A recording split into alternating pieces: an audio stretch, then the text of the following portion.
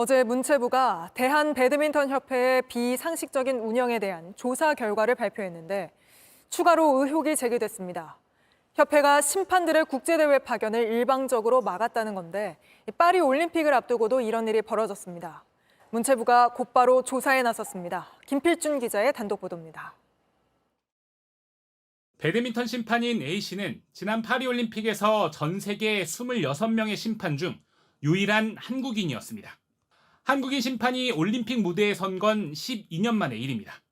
하지만 A씨는 이 과정에서 대한배드민턴협회에 부당한 처우가 있었다고 주장합니다. 올 3월 세계 배드민턴 연맹이 주관하는 올림픽 테스트 이벤트가 열렸는데 협회가 A씨의 참가를 막았다는 겁니다. 테스트 이벤트는 실제 올림픽 경기가 치러질 경기장에서 출전 선수와 심판들이 사전 점검을 하는 행사입니다. 지난 1월 초청을 받은 A씨가 연맹 측에 참가하겠다고 답했는데도 연락이 없어 문의를 해보니 대한배드민턴협회가 거절했다는 답이 왔습니다. 결국 A씨는 경기장 상황 등을 충분히 숙지하지 못한 채 올림픽 심판으로 나서야 했다고 털어놨습니다. A씨뿐만이 아닙니다. 우영우 심판도 아시아 배드민턴 연맹이 주관하는 국제대회에 초청받았으나 협회 반대로 가지 못했다고 했습니다. 비용 모든 걸 아시아 연맹에서 부담하는 형태였고 협회에서는 그냥 승인만 하면은 이제 제가 해외 파견되는 상황이었는데 그거에 대해서 좀 불허를 했다라는 게. 문체부는 다른 협회에는 없는 비상식적인 일이라며 JTBC의 배드민턴협회 심판제도 폐지 보도에 대해서도 협회가 갑질을 했는지 전방위적으로 조사 중이라고 밝혔습니다. 대한배드민턴협회에 여러 차례 해명을 요구했지만 아무런 답을 받을 수 없었습니다. JTBC 김필준입니다. 안세영 선수와 갈등을 빚었던 대한배드민턴협회가 이번엔 소속 심판들에게 갑질을 했다는 제보가 들어왔습니다. 인력 충원을 요청하니 심판 재계약이 안 됐고 이를 항의하니까 소속 심판제도 자체를 폐지했다는 겁니다. 폐지 결정도 1분 만에 카톡 의결로 진행됐다고 하는데 김필준 기자의 단독 보도입니다. 지난 2월 대한배드민턴협회 심판위원회 카톡방입니다. 밤 9시 40분쯤 카톡방이 만들어지더니 상인 심판 제도를 유지할지 묻는 투표가 올라옵니다. 1분 만에 투표가 끝났고 제도를 폐지하기로 결정됐다는 알림이 뜹니다. 상인 심판 제도는 프리랜서 심판제의 폐해를 막기 위해 협회가 직접 심판을 고용하도록 한 것으로 현재 20여 개 종목에서 운영되고 있습니다. 대한배드민턴협회에선 2018년부터 도입했는데 불과 1분 만에 그것도 카톡방에서 없애기로 결정한 겁니다. 최소한 2억 원은 될 텐데 이 사업 자체를 없애자라고 의결을 했다는 것 자체가 비상식적이고 심판들은 협회의 이 같은 결정이 인력 충원 등을 요구한 데 대한 보복성 조치라고 주장합니다. 상임 심판이었던 우형우 씨는 심판 건수가 급증하면서 협회의 인력 부족을 호소했습니다. 계속 심판대에 앉아 있는 시간이 영상으로만 확인을 해도 10시간 이상 되는 거를 화장실 갈 시간도 거의 없이. 그러자 협회가 재계약 불가를 통보했고 이에 동료 심판들이 문제를 제기하자 아예 제도를 폐지했다는 겁니다. 전체 상임 심판에서도 가장 높은 등급에 있는 S등급 평가를 받았었습니다. 자꾸 이제 개선 사항을 요구를 하다 보니까 이제 저를 좀 찍은 것 같고 내가 이런 민원을 제기해서 우리 동료들이 올해 이렇게 큰 불이익을 받았나? 상급 단체인 대한체육회도 협회의 결정에 문제가 있다고 봤습니다. 명확지가 않았어요.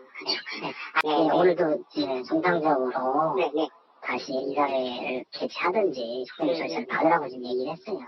관련 해명을 듣기 위해 대한배드민턴협회에 수차례 문의했으나 아무런 답을 듣지 못했습니다. JTBC 김필준입니다. 안세영 선수는 올림픽에서 금메달을 딴 직후 배드민턴 협회를 겨냥해 작심 발언을 쏟아냈죠. 정부 조사 결과 안세영 선수의 지적이 상당 부분 맞았던 걸로 드러났습니다. 선수들은 받아야 할 돈을 받지 못한 반면 협회 회장과 임원들은 선수들 뒤에서 돈을 챙겼습니다. 먼저 오선민 기자입니다. 이렇게 금메달 하나밖에 안 나오는 게 좀 돌아보야 되지 않나 시점인 것 같습니다. 꿈에 그리던 금메달을 따고 가장 기쁨을 누려야 할 순간 던진 가장 불편한 한마디. 안세영이 쏘아올린 공은 정부가 나서 배드민턴 협회를 조사하게 만들었습니다. 한 달 만에 발표된 조사 결과는 안세영의 직격 발언이 틀리지 않았다는 걸 이야기합니다. 가장 큰 문제는 선수들이 응당 받아야 할 보상을 제대로 받지 못했다는 겁니다. 협회 후원금의 20%를 선수에게 배분하는 규정이 3년 전 삭제됐고 국제대회에서 우수한 성적을 거두면 받을 수 있던 보너스도 어느새 사라졌습니다.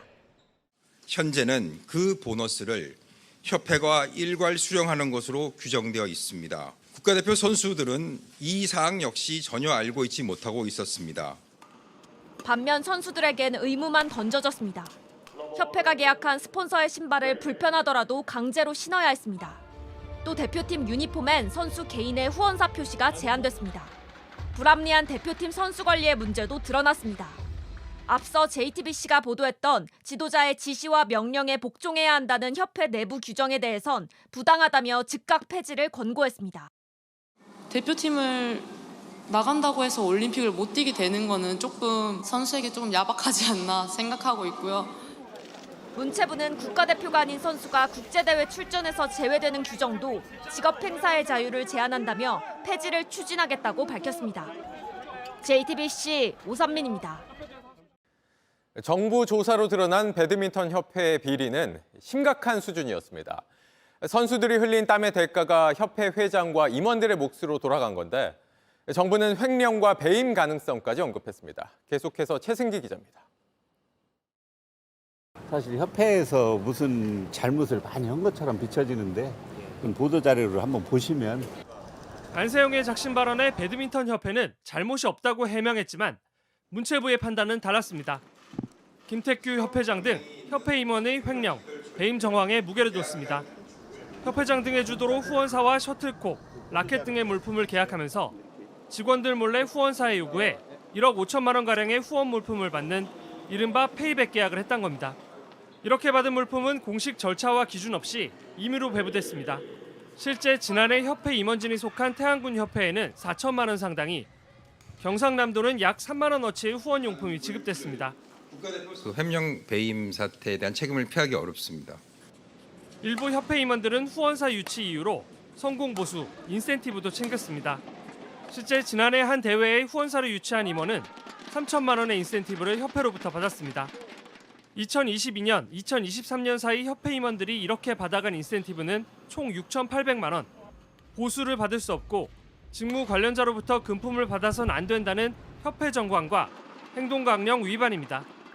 다만 이와 관련 한 협회 임원은 규정대로 지급된 것이라고 반박했습니다. 후원사를 유치하면 후원금의 10%를 받을 수 있다는 마케팅 규정에 따랐다는 입장입니다. 문체부는 이달 말 최종 조사 결과를 발표한 뒤 수사 의뢰, 교부금 반환 등 법적 조치도 고려할 계획입니다. JTBC 최승기입니다.